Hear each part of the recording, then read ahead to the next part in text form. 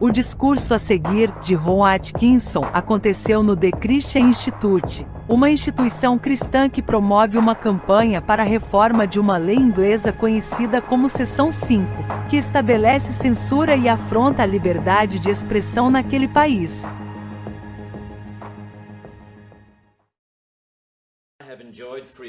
Desfrutei da liberdade de expressão neste país durante toda a minha vida profissional e espero plenamente em continuar a fazê-lo. Pessoalmente, acho que é altamente improvável que seja preso por quaisquer leis que existam para conter a liberdade de expressão devido à posição privilegiada que é concedida a pessoas célebres. Por isso, minha preocupação é menos em relação a mim e mais para aqueles que são mais vulneráveis, a população em geral, como o homem preso em Oxford por chamar um cavalo da polícia de gay, ou o adolescente preso por dizer que a cientologia é uma seita, ou o dono de um café preso por citar uma passagem da Bíblia em um programa de televisão. Quando ouvi falar dessas acusações ridículas de ofensa, lembro que já aconteceu comigo num contexto de ficção, num programa chamado Noticiário das 9, alguns anos atrás, quando fizemos um esquete onde o ator interpretava um personagem que era um policial manifestamente racista, a quem eu, como comandante de sua divisão, estou dando uma bronca por prender um homem negro em uma série de confrontos forjados e ridículos. As acusações pelas quais o policial Savage prendeu o Sr. Winston, um vendedor de rua que simplesmente transitava na calçada, usando uma camisa espalhafatosa a altas horas em uma área escura, ou o meu favorito, alguém que no outro lado da rua simplesmente urinava em local público e o encarava de uma forma engraçada.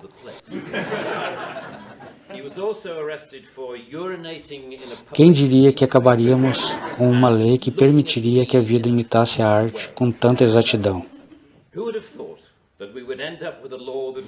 Li em algum lugar um defensor desse sistema, alegando que o fato do caso do cavalo gay ter sido arquivado, depois que o homem preso se recusou a pagar a multa, e que o caso da cientologia também foi arquivada em algum momento durante o processo judicial, foi a prova de que a lei estava funcionando bem, ignorando o fato de que a única razão pela qual esses casos foram arquivados foi por causa da repercussão que tinha traído das ruas, e retiraram suas ações.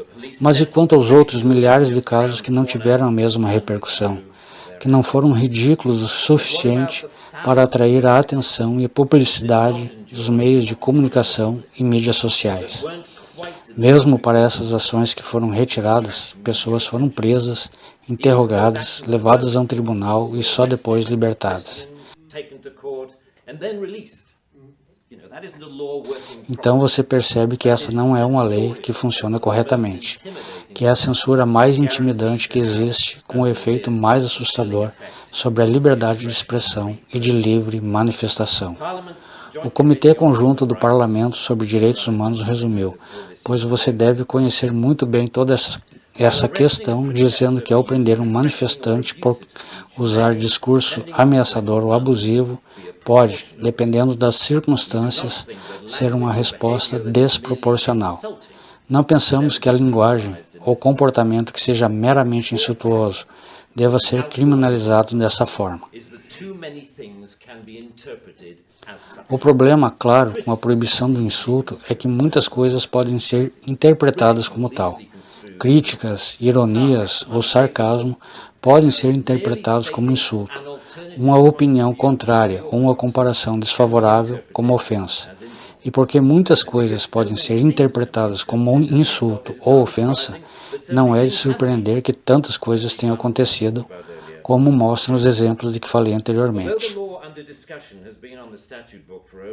Embora a lei em discussão esteja na Constituição há mais de 25 anos, é indicativo de uma cultura que se apoderou de sucessivos governos que, com a ambição razoável e bem intencionada de conter elementos desagradáveis na sociedade, criou uma sociedade de natureza extremamente autoritária e controladora, que é o que poderia se chamar de nova intolerância. Um desejo novo, mas intenso, de amordaçar vozes desconfortáveis de dissidências. Não sou intolerante ao tipo de pessoa de fala mansa, pessoas altamente educadas e de fala benevolente. Sou apenas intolerante com intolerância. E as pessoas tendem a acenar com a cabeça sabiamente e dizer, bem, sim, palavras sábias. Mas se você pensar sobre essa afirmação supostamente indiscutível por mais de 5 segundos, você percebe que tudo que essa pessoa defende é a substituição de um tipo de intolerância por outro, o que para mim não representa nenhum tipo de progresso. Preconceitos subjacentes, injustiças ou ressentimentos não são adequados à prisão de pessoas. São adequadas a serem discutidas e tratadas, de preferência fora do processo legal.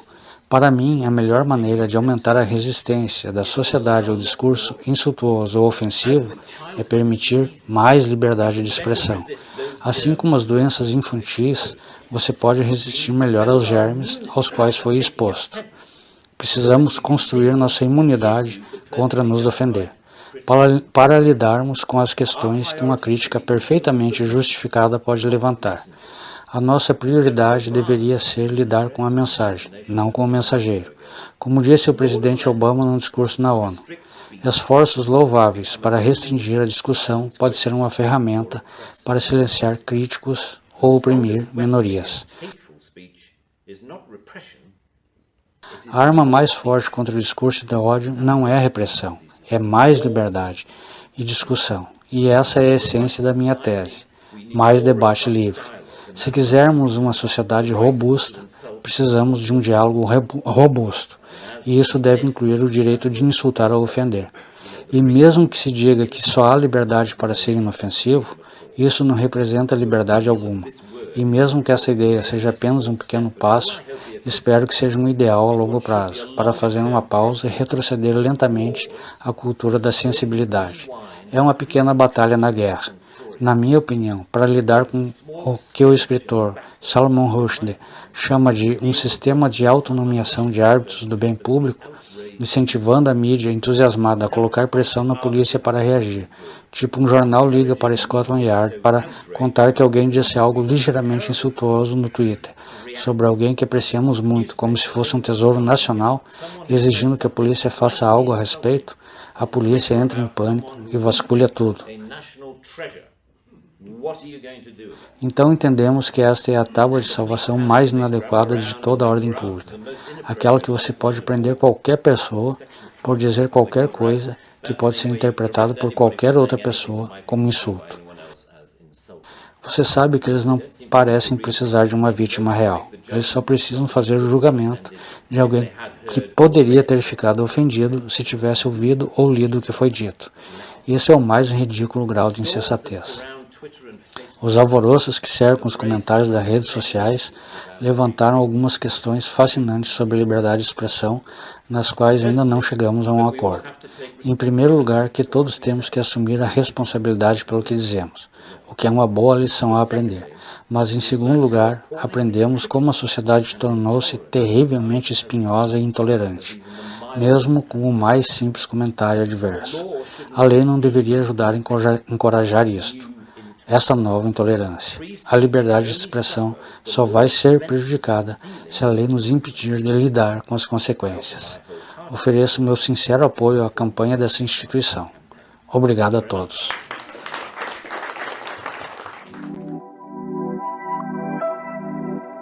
É realmente importante que as pessoas tenham a realidade e as percepções sobre a realidade, e que elas sejam capazes de se expressar livremente dentro dos limites da lei.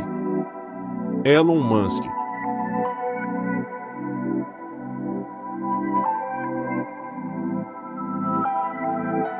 Inscreva-se no canal, curta, comente e compartilhe. Edição Tielo Machado. Produção e realização Free Arte Produtora. Inovando sempre.